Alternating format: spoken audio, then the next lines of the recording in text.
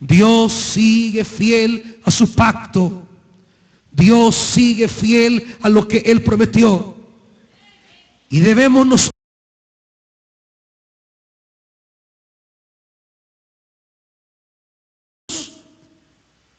para estrechar ese pacto, para volver a ese pacto. Hoy tomaremos al profeta hermano de Ageo. Digo hermano no en la carne, sino hermano de ministerio. Sirvieron juntos la palabra.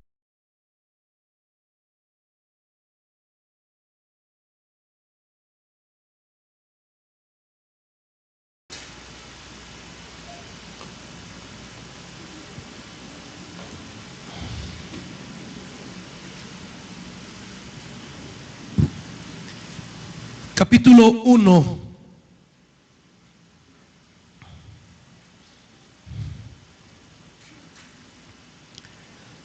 Versículo 7, Zacarías 1:7.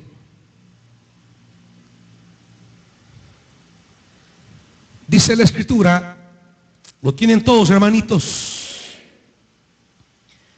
En el segundo año del reinado de Darío, en el día 24 del mes de Sebat, que es el mes 11, la palabra del Señor vino al profeta Zacarías, hijo de Berequías y nieto de Idó. Una noche tuve una visión en la que vi a un hombre montado en un caballo alazán. Ese hombre se detuvo entre los arrayanes que había en una hondonada. Detrás de él había jinetes en caballos, alazanes, bayos y blancos.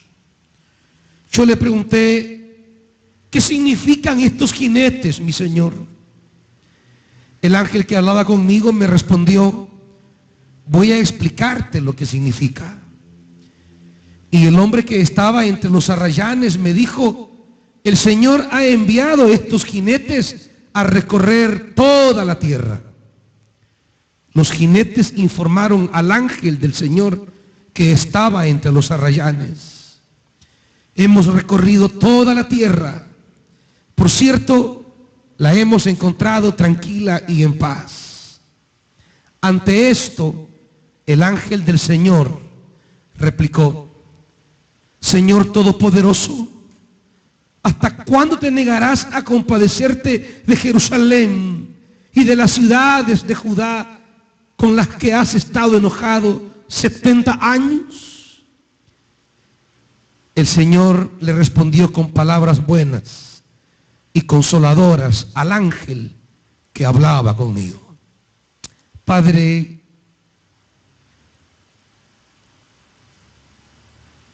necesitamos oír palabras buenas y consoladoras.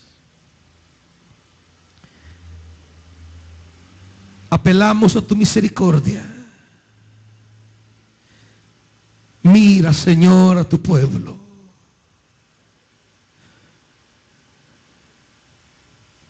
Padre, en el nombre de Jesús,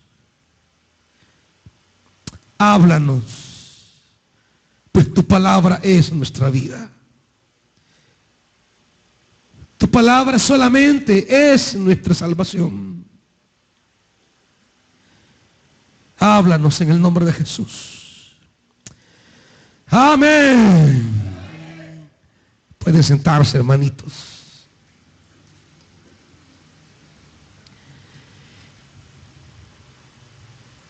Igual que ayer, la palabra que Dios envía a Zacarías es una palabra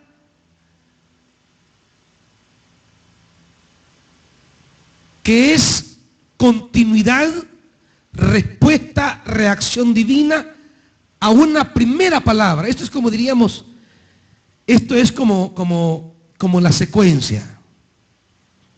Dios mira a su pueblo. Fíjese bien cómo Dios obra. Dios mira a su pueblo. Lo mira desolado, lo mira desesperanzado, lo mira necesitado. ¿Qué es lo que Dios hace? Dije ayer no le envía una avioneta con dólares que caigan sobre las casas. No le envía una lluvia de monedas. Cuando mira a su pueblo en tal condición, Dios lo que hace es enviar una palabra. Y esa palabra, decíamos ayer, lleva la fuerza para desencadenar todo lo que Dios puede y quiere hacer. De cómo el pueblo responde a esta palabra, entonces Dios viene y envía otra palabra. La primera palabra es palabra de gracia. La primera palabra es palabra de iniciativa misericordiosa divina. La primera palabra es palabra en la que Dios quiere intervenir, aunque yo no lo merezca. Es palabra en la que Dios quiere obrar, aunque yo le haya faltado, porque así es Dios. Es el Dios que siempre toma iniciativa al ver mi condición. Pero no me levanta de gratis. Debo responder a una palabra. Debo reaccionar a un llamado. Por supuesto, de rechazar el llamado, sigo en mi condición. Y no en la misma condición, sino empeorando mi condición. Porque la única posibilidad que tenemos que nuestra vida experimente un nivel de vida diferente son las iniciativas divinas. Es cuando Dios toma la iniciativa y se acerca a mi vida y me habla. Ese acercamiento de Dios en la palabra es como una escalera, como aquella que miraba Jacob. Ángeles bajaban, ángeles subían. Cuando Dios se me acerca en una palabra, lo que Dios me provee es una posibilidad de escalar de mi condición a la condición de Dios en mi vida. Cuando Jacob estaba allí, sin nada más que un pequeño trapo que le tapaba, y había tomado una piedra para usarla de almohada, no tenía más nada. Pero tuvo algo que era suficiente.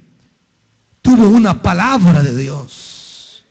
Mientras estaba tirado pasando la noche bajo el frío del desierto y usando esa piedra de almohada, Dios se le aparece en sueños. Y Dios le entrega una palabra. Y Jacob se compromete con esa palabra. Cuando Dios ve nuestra realidad, Dios siempre quiere intervenir ante esa realidad. Quiero decirles, amados hermanos, lo maravilloso de Dios es que no existe una condición nuestra en la que Él no quiera obrar. No existe una condición nuestra en la que Él no pueda obrar.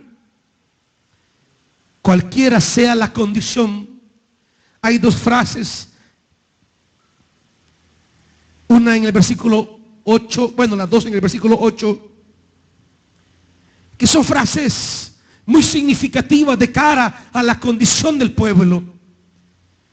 Dos frases que diríamos describen la situación del pueblo.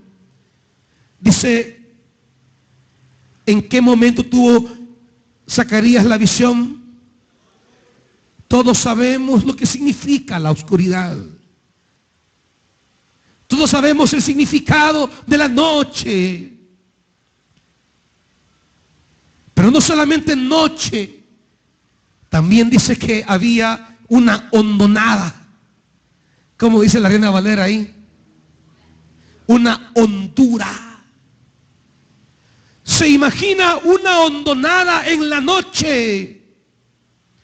Qué mejor manera de describir la condición de Israel. Israel está en una hondonada, un abismo, diríamos, y es de noche.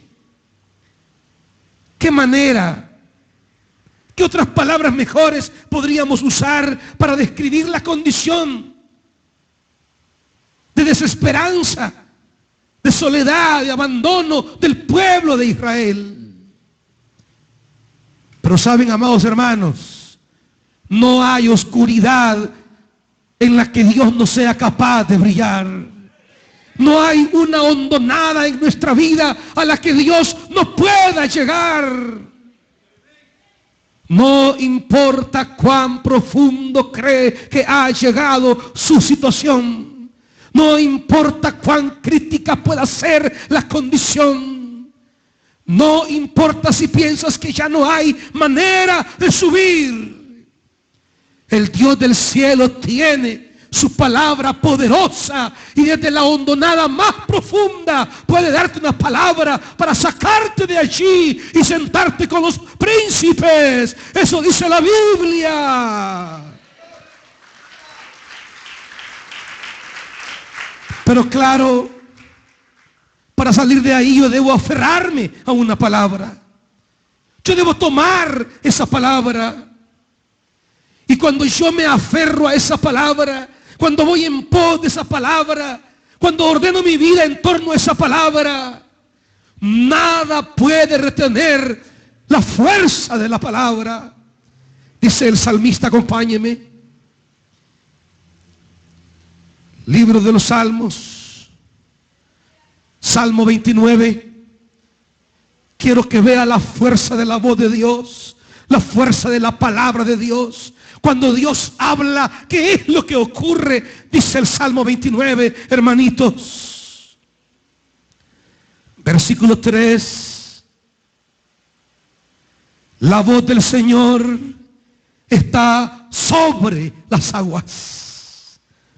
Resuena el trueno del Dios de la gloria. El Señor está sobre aguas impetuosas. La voz de Dios no está debajo ni entre las aguas, como que fuese cautiva o que la voz fuese arrollada por las aguas. La voz de Dios está sobre las aguas. Las aguas en la Biblia siempre tienen una vinculación a la adversidad, a esas crisis que arrollan nuestra vida.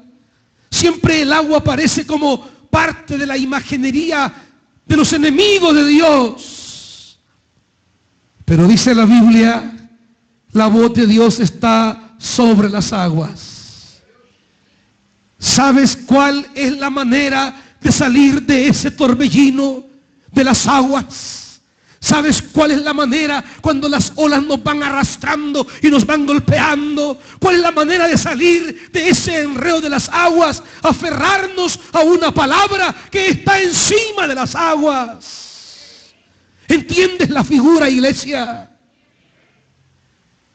Si no nos aferramos a una palabra que está por encima de las aguas, seguiremos dando tumbos, llevados de aquí para allá por las aguas. Versículo 4.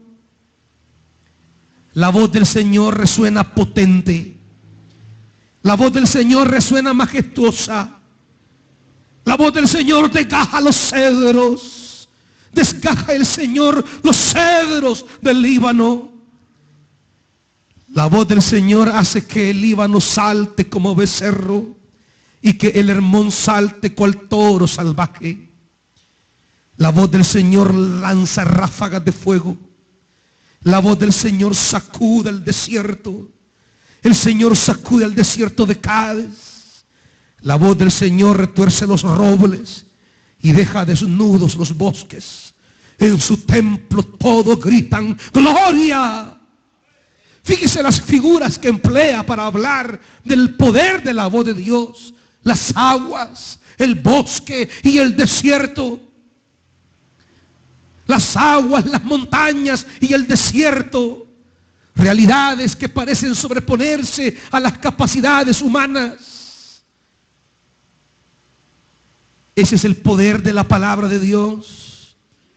Cuando Dios quiere trabajar en las hondonadas de nuestros conflictos, cuando Dios quiere trabajar en las hondonadas de nuestros desiertos, cuando las aguas parecen agarrar nuestra vida, Y como aquellas olas enormes en la mar que nos toman, nos tiran al fondo, nos sacan, nos vuelven a meter y nos lanzan y juegan con nosotros. Y parece que no tenemos rumbo ni manera de parar aquello. Cuando nuestra vida va envuelto en ese olaje interminable, Dios siempre nos envía una palabra. Lo que Dios hace es enviarte un mensaje. Es lo que Dios siempre ha hecho. Nunca Dios ha obrado sin enviar un mensaje a su pueblo. Cuando Dios decidió intervenir en la vida del mundo, lo que Él envió fue a su palabra encarnada en la persona de Jesús de Nazaret. Él es la palabra de Dios. Él les envió una palabra contradictoria, porque era una palabra enviada por Dios, pero una palabra que no fue aceptada por el sistema religioso. Una palabra problemática, porque era la palabra misma de Dios, pero venía envuelto en un signo de contradicción, hijo de una mujer de dudosa reputación, porque así era vista María en su época, una mujer que saber quién sería el padre de ese niño. Los fariseos le dicen a él en una discusión: nosotros sabemos de quién somos hijos, pero ¿y tú? Como recriminándole que ni siquiera él tenía una identidad clara en su paternidad. Pero ese hombre era la palabra de Dios. Este demonio tiene, le dijeron. Se sentaba a comer con las prostitutas. Se sentaba a comer con los publicanos. Una clase despreciable para los judíos. Los publicanos eran como la mafia de aquel entonces. Era la mafia del sistema romano en Palestina. Y Jesús comía con ellos. Se sentaba con ellos. Les predicaba.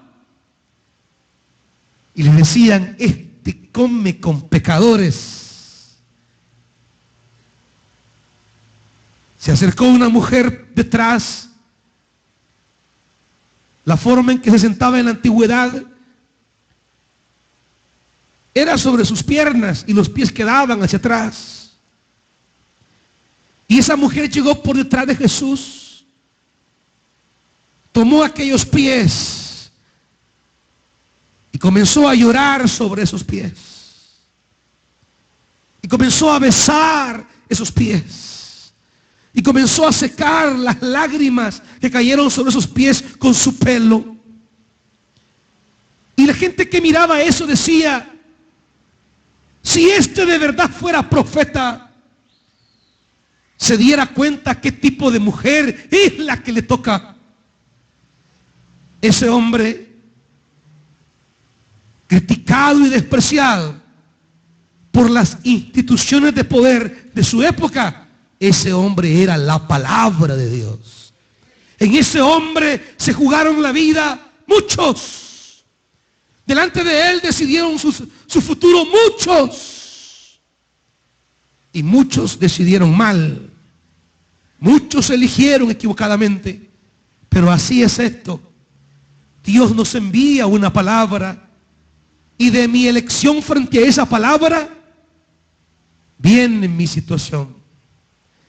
Con Zacarías, así como en Ageo, pasa exactamente lo mismo.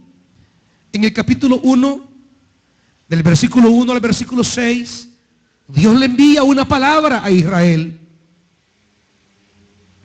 Una palabra parecida como la de Ageo. Versículo 2. El Señor está ardiendo en ira contra los antepasados de ustedes.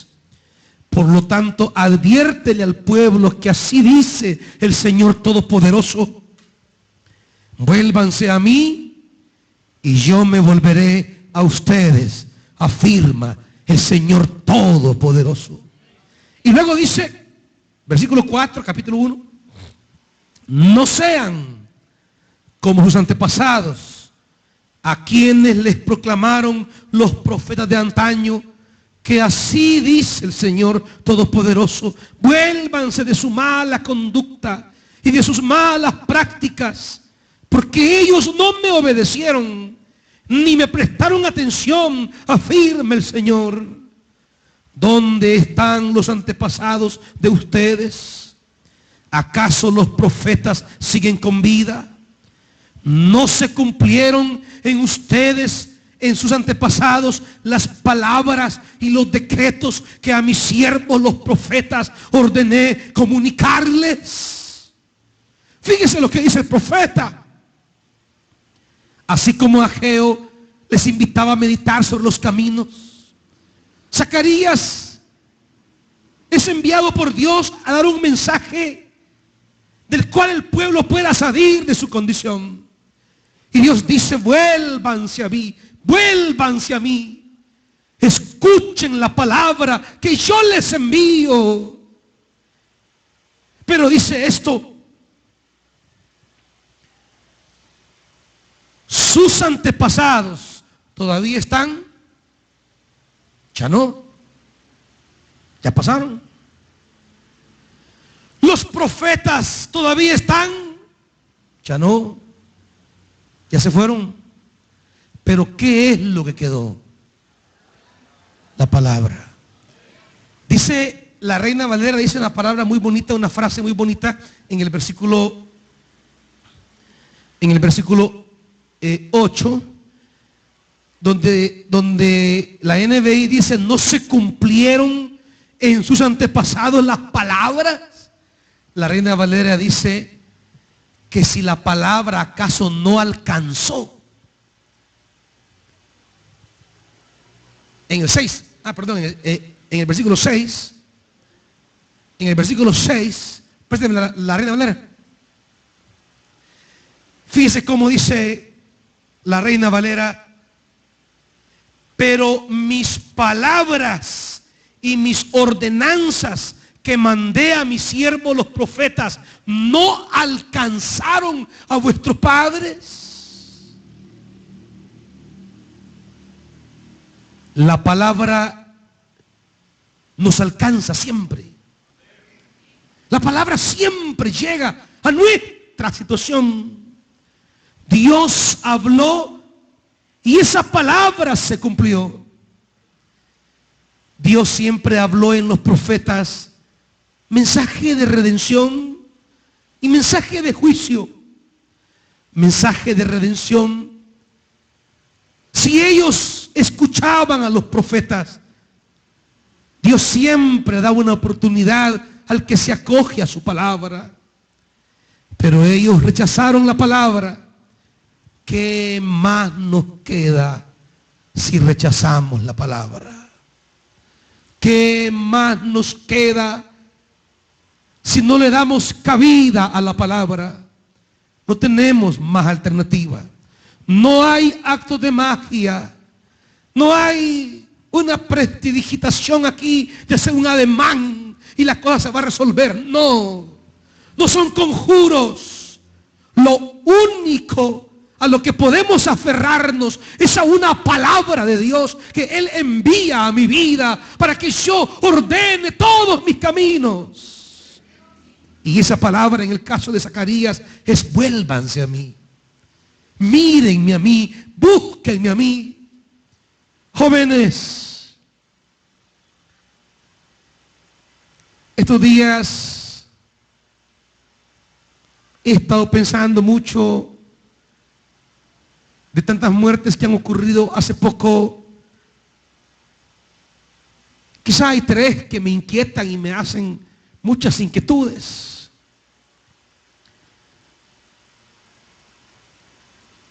De los 3 jóvenes que desaparecieron en Ciudad Delgado, un día 2 de ellos estuvieron en el renuevo. Una niña en Panchimalco, desmembrada, iba a la conexión. Hablo de menos de una semana. Jóvenes, Los tiempos no están para darle la espalda a Dios. Los tiempos no están para andar buscando en caminos confusos y oscuros salir de esa hondonada. Jóvenes, yo no sé cuál es la hondonada de tu vida en este momento. Joven, yo no sé cuál es la oscuridad de tu vida en esta hora. Pero lo que sí te diré es, no estés buscando salidas equívocas a tu oscuridad. No estés buscando salidas confusas a tu hondonada. Lo único que tienes para salir de esa hondonada, muchacho, es aférrate a la palabra que Dios te da, porque esa es la palabra que te sacará de cualquier oscuridad. Esa es la única alternativa que tienes.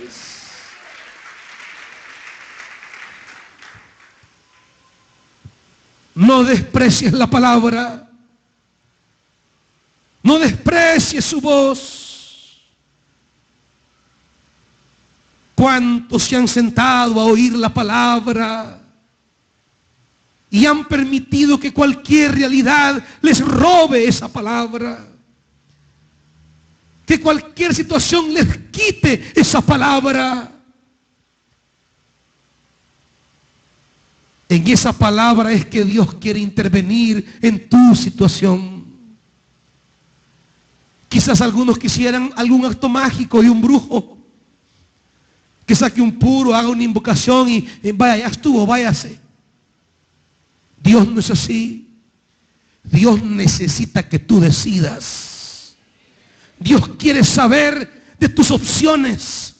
Dios quiere saber de tus prioridades. Dios quiere saber qué es lo que estás pensando. Por eso lo que envía es una palabra, y en esa palabra va la capacidad operativa de Dios. Y si el corazón se inclina por esa palabra, entonces esa palabra comienza a ejercer su fuerza entre nosotros. Por eso dice el Evangelio según Lucas, capítulo 8, lo que ocurre con la palabra. Capítulo 8, versículo 11, cuando Dios da la palabra.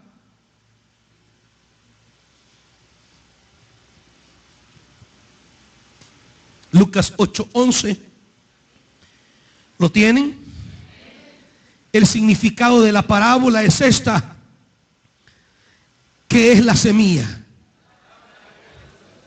Comprende lo que es la palabra. ¿Qué es la palabra? Semilla. En esa semilla va el potencial de un enorme árbol.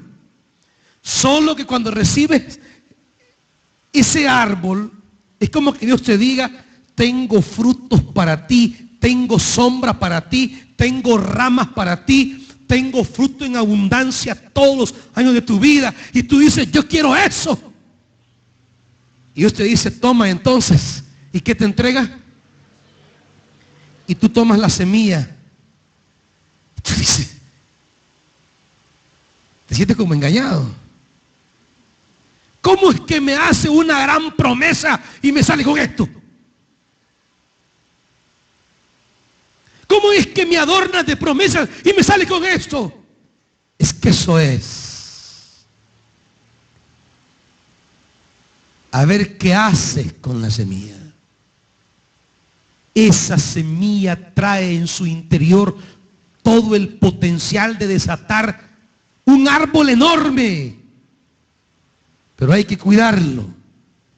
Y dice: los que están junto al camino son los que oyen. Pero luego viene el diablo y les quita la palabra del corazón, no sea que crean y se salven. ¿Sabes que el diablo cree en el poder de la palabra? Por eso se esmera en quitártela. Por eso se rebusca en robártela. Porque Él sabe que cuando Dios quiere hacer cosas grandes, lo que envía es una palabra.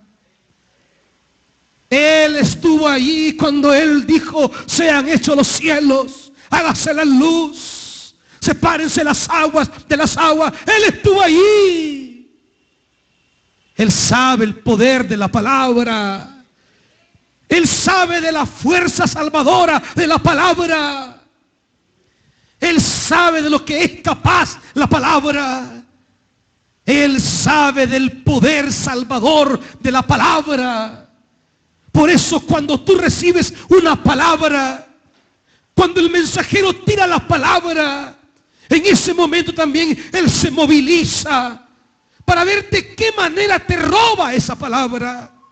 Porque sabe que si tú te llegas a aferrar a la semilla, sabe que si tomas la semilla, la guardas, la cuidas, la atesoras, la acoges, sabe que esa palabra te traerá frutos de salvación. Y se esfuerza de una y mil maneras por robártela. Porque Él sabe más que nosotros muchas veces del poder de la palabra. Él sabe muchas veces más que nosotros de la fuerza de la palabra. Esa palabra tiene poder salvífico. Esa palabra tiene poder de salvación. Por eso Él corre inmediatamente y quiere quitarte la palabra. Y dice el versículo 12, los que están sobre las piedras son los que reciben la palabra con alegría cuando la oyen, pero no tienen raíz. Estos creen por algún tiempo, pero se apartan cuando llega, ¿qué, hermanitos? Cuando llega la prueba.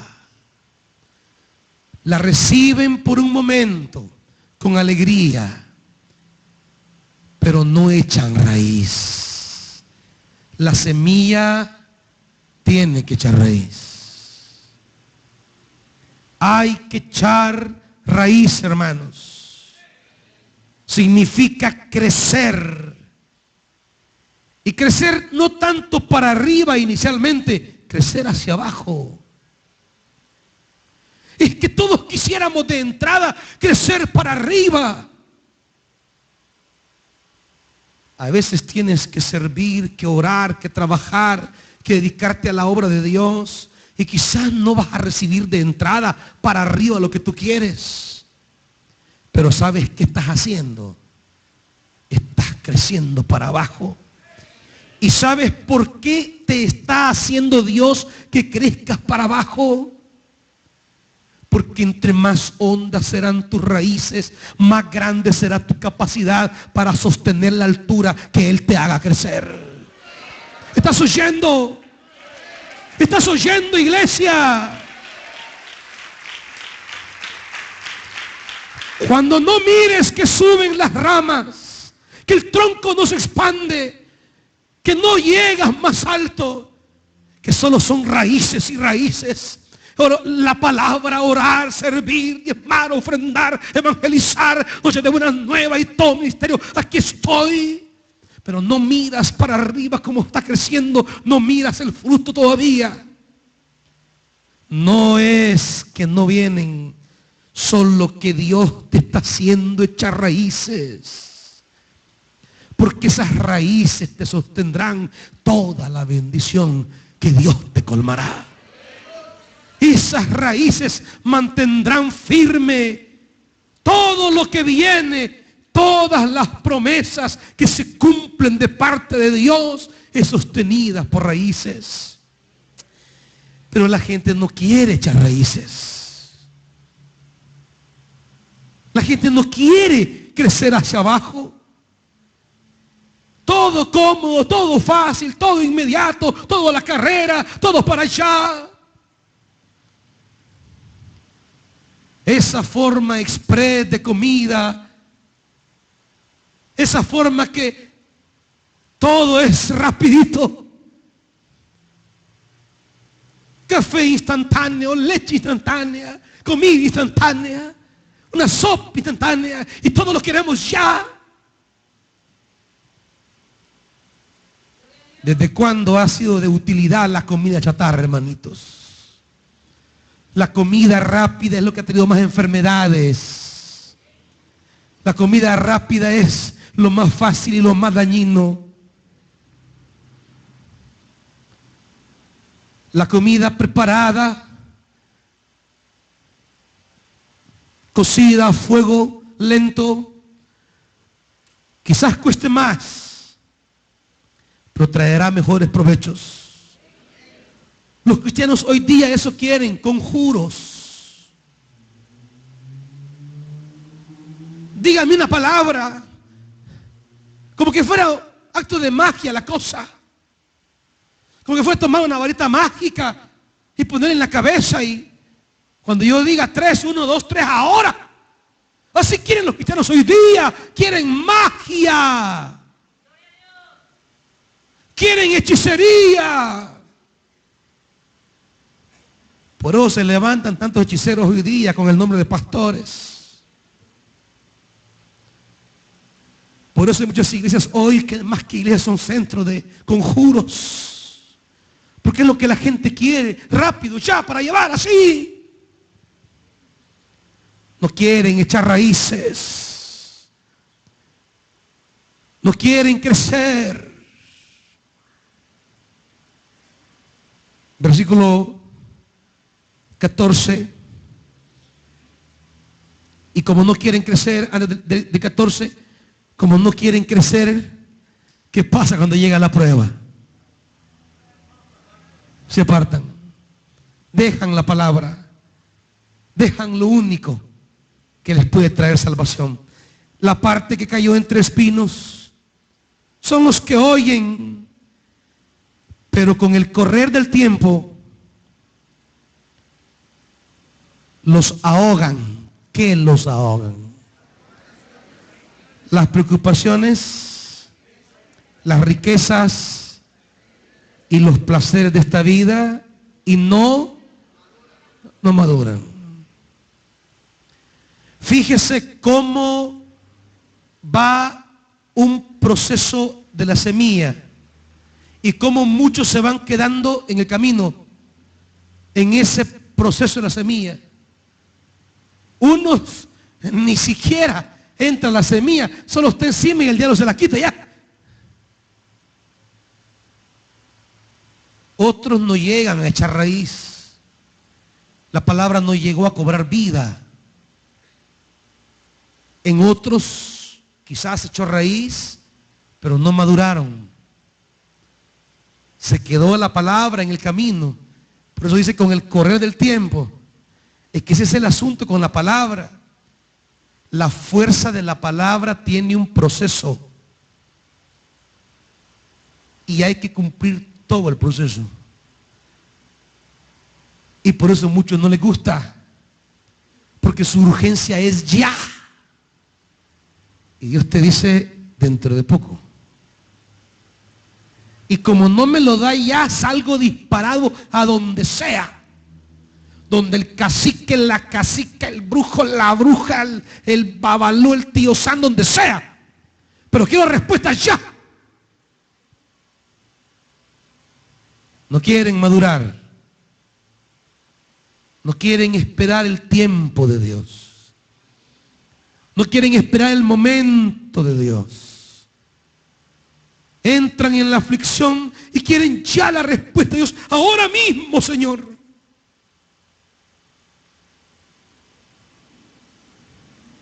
Quieren que Dios haga las cosas a su tiempo, en su hora, cuando Él lo dice, y no cuando la palabra ha madurado. Hay un momento perfecto donde la palabra dará su fruto. Y aguarde ese momento, porque ahí viene la gran cosecha. Pero la parte que cayó en buen terreno son los que oyen la palabra con corazón noble, la retienen y perseveran. ¿Oyó las 3 etapas? La oyen, la retienen y la perseveran. ¿Resultado? Buena cosecha. ¿Resultado? ¿Resultado? ¿Resultado? ¿Resultado? ¿Quieres buena cosecha en tu vida? Buena cosecha para ti y para los tuyos. Tienes que aprender a relacionarte entonces con la palabra. Mire, volvamos a Zacarías. Cuando Dios habló, dice en el versículo 6, en la segunda mitad, entonces ¿qué? En la segunda mitad del capítulo 1. Cuando Dios les dijo en el número 3, vuélvanse a mí y yo me volveré a vosotros. Entonces, ellos se volvieron al Señor y dijeron, el Señor Todopoderoso nos ha tratado tal y como había resuelto hacerlo, conforme a lo que merecen nuestra conducta y nuestras acciones. Pero quiero que oiga esto. El volverse al Señor no es solo ir a la iglesia, porque hay gente que va a la iglesia y no se vuelve al Señor.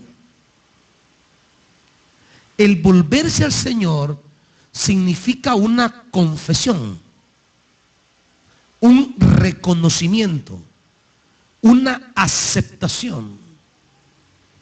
Y fíjese, cuando el pueblo se vuelve al Señor, ¿qué es lo que el pueblo le dice al Señor? El Señor ha hecho con nosotros tal como merece nuestra conducta. ¿Qué significa esto? El pueblo va donde Dios, tú has hecho con nosotros conforme a los caminos que tomé. ¿Qué significa esto? Señor, yo estoy aquí no porque tú hayas sido malo, no porque tú hayas faltado a tu palabra, no porque tú seas infiel, no porque tú te has olvidado de mí. He llegado hasta aquí por mis decisiones. Cuando aprendemos a reconocer que nuestros caminos, nuestras propias decisiones nos llevan a veces a la hondonada, solamente ahí vamos a apreciar la misericordia de Dios. Pero claro, si seguimos ahí con el discursito mental, no, es que yo estoy bien, es que fulano es el que hizo a mí daño más. No, es que yo por mengano. No, es que a mí fulano de tal. No, es que a mí, y comenzamos a buscar chivos expiatorios. Significa que no estamos en este momento en condiciones de apreciar la misericordia divina ni el poder de la palabra, porque sigo reconociendo que yo no he llegado a esta hondonada, sino que a mí me llevaron. El viejo cuento del Edén. ¿Qué te pasó, Adán? Señor, la mujer, y yo no te la pedí, vos me la diste. Mira, yo aquí andaba silbando feliz, tranquilo, hablaba con los caballos, como estábamos, comía aquí, y vos me la trajiste un día ahí caminando. Claro, yo al verla dije, bueno, está bueno este volado, pues. Pero vos me la diste. Yo no te la pedí. No hay condiciones internas de dimensionar lo que han hecho, ni siquiera hay capacidad para comprender las repercusiones de lo que han hecho, porque no hay reconocimiento de que nadie me abrió la trompa para morder esta fruta. Nadie me agarró la quijada. No, solito. No es a punta de pistola como lo han llevado a hacer a usted muchas cosas. No es con el corvo en la nuca que lo han obligado a decidir cosas. A salir con alguien, a participar en algo, a ir aquí, ir allá. Usted solito, como cordero, al matadero. Solito. Ay, ahora que viene. Ah, no, yo no. Yo, fulano fue. No, yo no, jamás. No, yo nunca. Y claro, llega donde la mujer. Ajá, ¿y vos qué te pasó? La serpiente, Señor. Pero no mire a su hermana de la par, no. Hablo de la serpiente de verdad. Señor, la serpiente. La serpiente.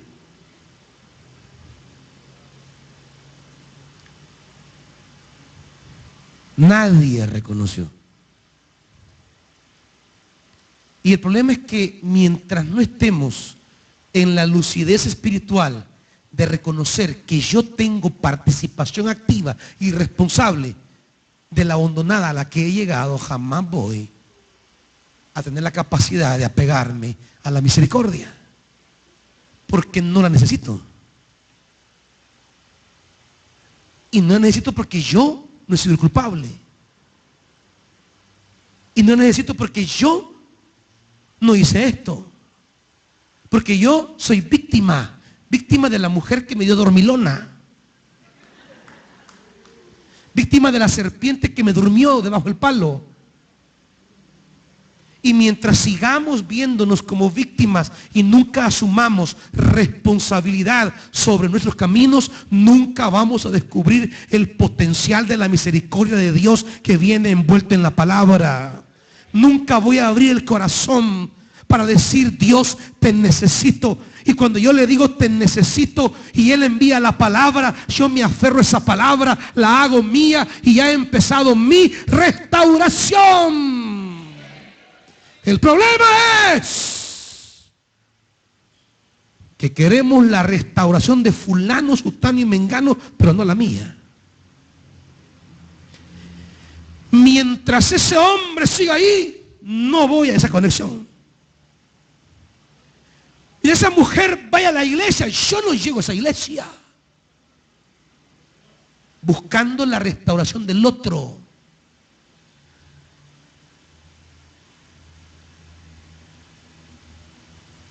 Solo refleja que no ha entendido ni su situación, ni siquiera ha entendido lo que Dios le tiene preparado, ni mucho menos cómo apropiarme de eso que Dios tiene preparado. Y seguiremos buscando culpables, justificándonos, y seguiremos en nuestra hondonada, seguiremos en nuestra oscuridad, seguiremos arrollados por las olas, seguiremos en el desierto. Volverse al Señor significa, según Zacarías, aprender a reconocer nuestra parte, porque somos expertos para revelar la parte del otro. Expertos. Ah, no, ahí somos número uno. Mire, ¿y cuál cree usted que es el problema de lo que pasó aquí? Ah, mire, yo le voy a decir 20 cosas de ese desgraciado. Mire, vaya, y ahora su parte. No, mire, si yo, por mí nada. Así nunca vamos a avanzar en la vida espiritual, jamás. ¿Y a usted qué le pasó en el ministerio? Ah, no, mire, es que mire, el líder de la columna, tal cosa. Que mire que el líder de de mi grupo que me tocó servir, no, tal cosa. Que mire lo que me dijeron. Que fíjese que no me llamaron. Que fíjese que esto, que fíjese que lo otro. Y da 10 bonitas razones por las que dejó el encargo divino. Ahora, y Dios le dice, ¿y usted? Yo he sido víctima de todo esto, Señor.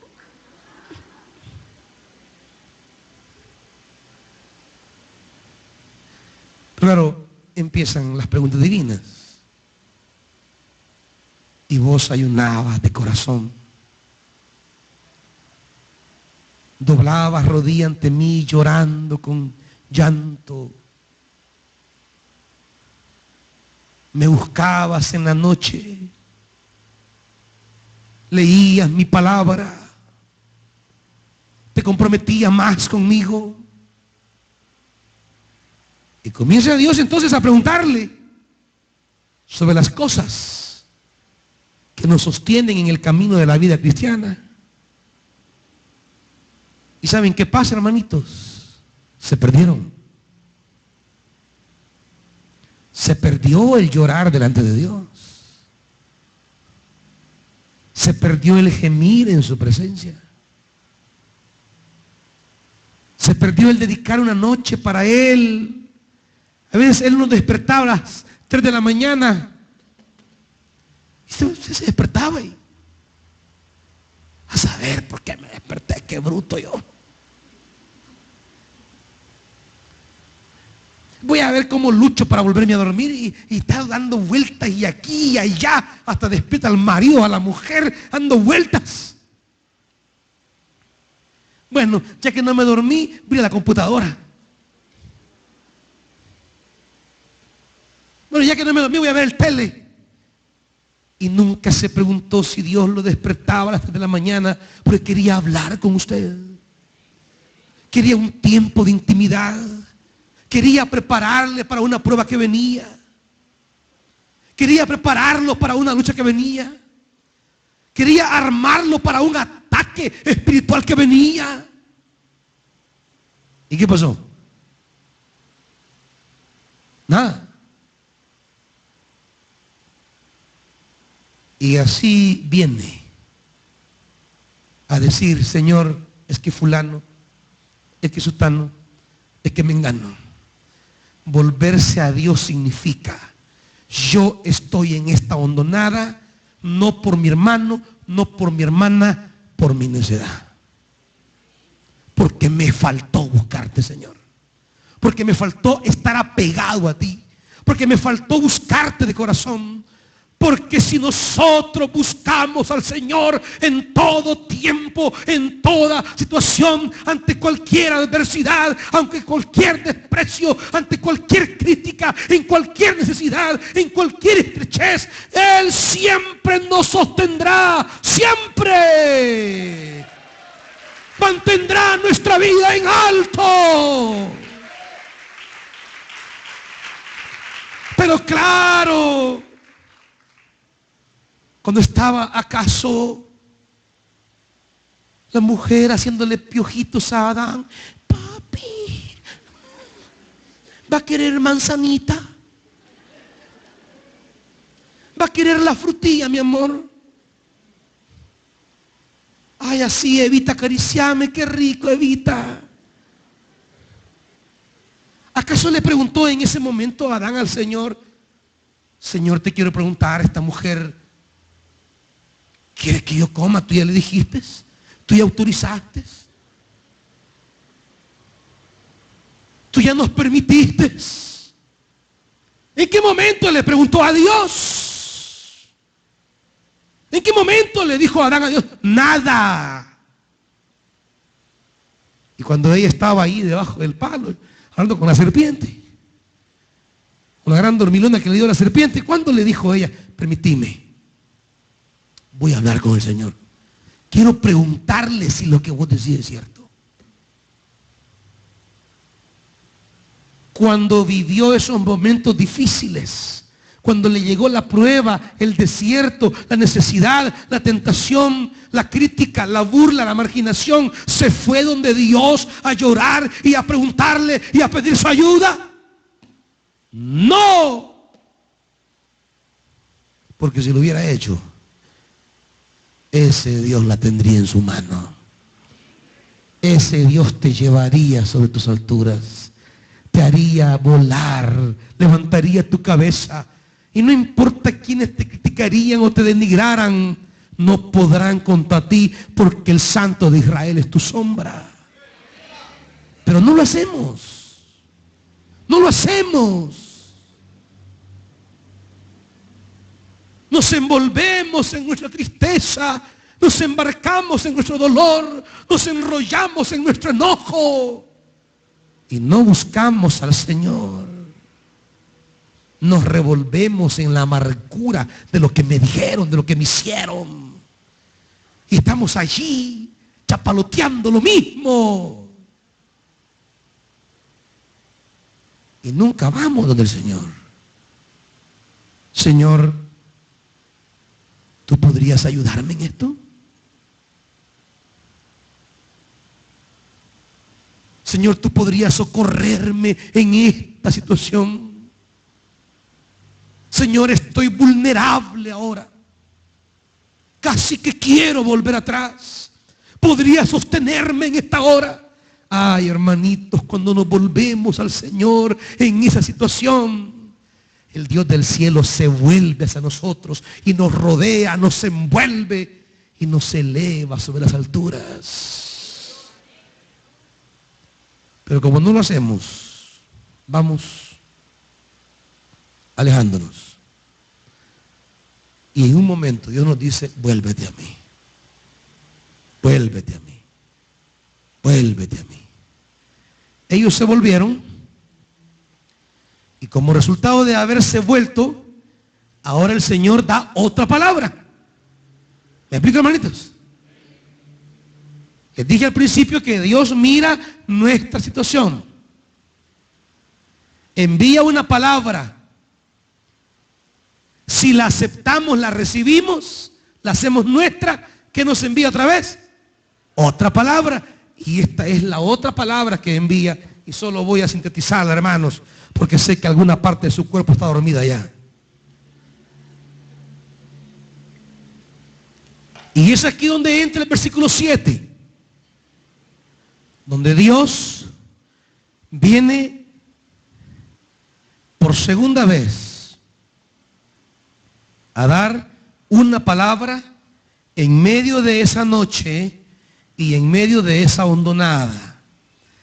Y en esa visión hay unos caballos que salen a recorrer la tierra y traen un informe. El informe es, versículo 11, hemos recorrido toda la tierra y por cierto la encontramos tranquila y en paz. Pero aparece un personaje ahí, en el versículo 12, aparece un intercesor. El ángel del Señor aparece para interceder. No lo hace el profeta, no lo hace uno de los que fueron, no, es el ángel del Señor.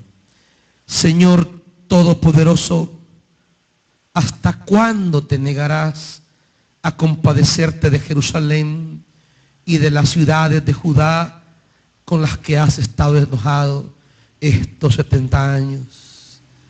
¿Saben, hermanos? Cuando nos volvemos al Señor, en nuestra hondonada hay un intercesor. Sepa que siempre hay un acusador también, pero tenemos un intercesor. Y usted ya sabe en la revelación del Evangelio de Juan quién es nuestro intercesor. Cuando el ángel viene y da el informe, toda la tierra está nítida, pero el ángel ve a Jerusalén. Señor, le dice, Jerusalén no. Jerusalén te necesita. ¿Sabes? Tenemos junto al Padre a alguien que intercede por nosotros. Más adelante hay una figura muy bonita. Toma el capítulo 3.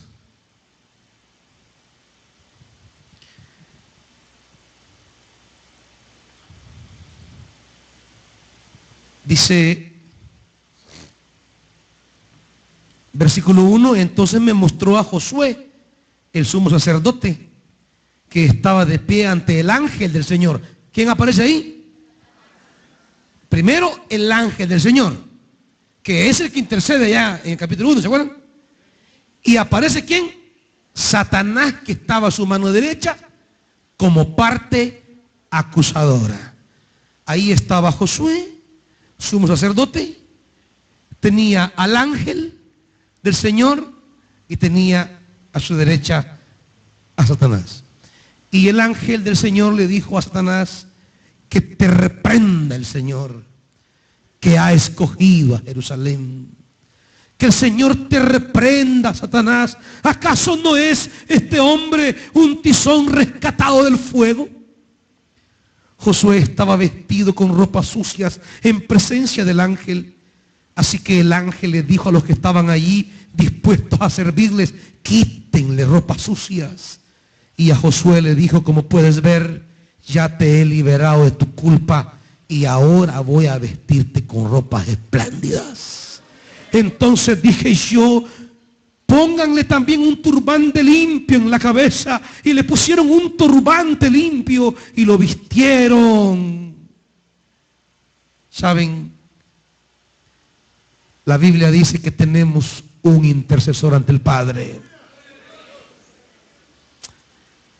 No importa lo que el diablo diga, nuestro intercesor siempre gana en nuestro caso. Siempre. Cuando nos volvemos a Él, cuando le decimos, Señor, yo me quiero acercar a ti, yo quiero dedicarme a ti, quiero servirte, quiero meterme contigo, aparece el diablo. No le creas a este Señor. Aparece Satanás. Señor, este ya viene otra vez con la misma paja, no le creas. Y comienza. Pero sabe, tenemos un intercesor glorioso, dice la Biblia. Ese intercesor casi que ni habla. Solo llega a donde el Padre.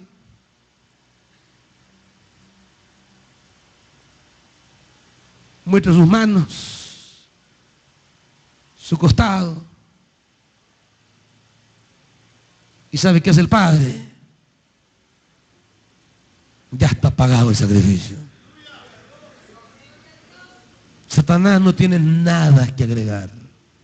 Mientras alguien se vuelva a Dios y se meta con Dios y busque al Señor, ninguna acusación en su contra prospera, porque el intercesor allí está ganando nuestro caso.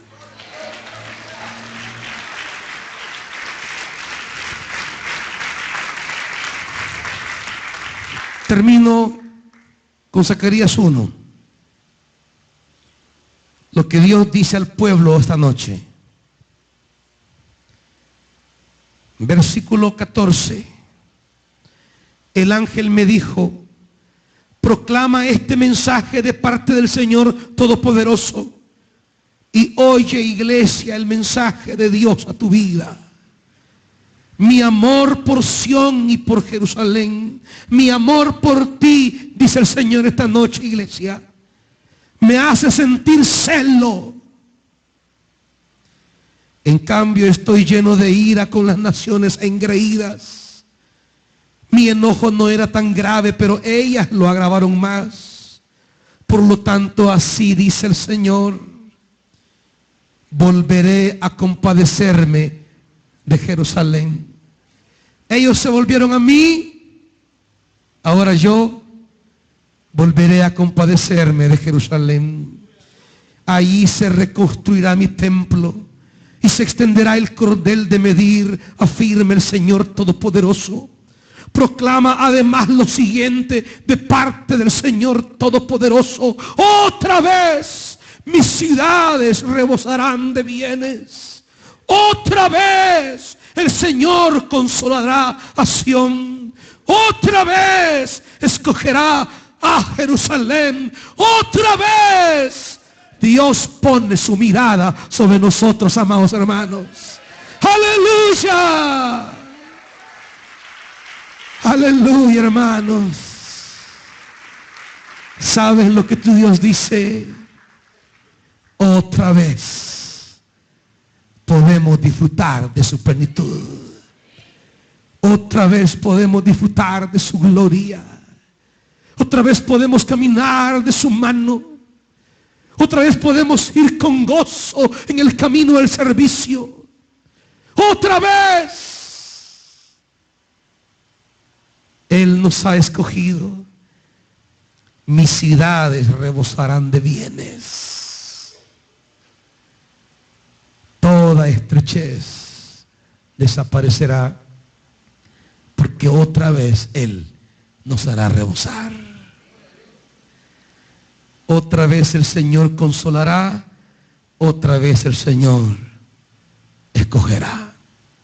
Amados hermanos, para Dios nada es irreversible.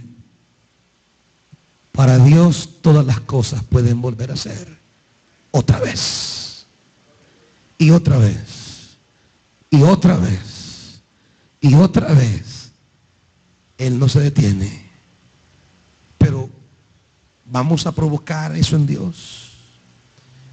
¿Y cómo se provoca eso en Dios? Cuando nuestra vida decide volverse a Él. Cuando decidimos tomar su palabra y aferrarnos a esa palabra. Lo que Dios ha hablado contigo, lo que Dios te ha pedido, lo que Dios quiere de ti, aférrate a eso. La palabra que Dios te envía, tómala, no la desprecies. Acógela en tu corazón. En esa palabra el Señor trae tu salvación. Esta noche, iglesia, esta noche es noche para declararle a Dios nuestro amor por su palabra. Cuando Él nos hable al oído y nos abrace y camine con nosotros, qué alegría es eso, hermanos. Qué gozo hay cuando usted camina de la mano de su Dios y puede decir: mi Dios y yo andamos, mi Dios y yo caminamos, mi Dios y yo juntos vamos. ¿Por qué hemos perdido esa amistad? ¿Por qué hemos perdido ir abrazados con Dios como caminaba el hombre con Dios en el Edén?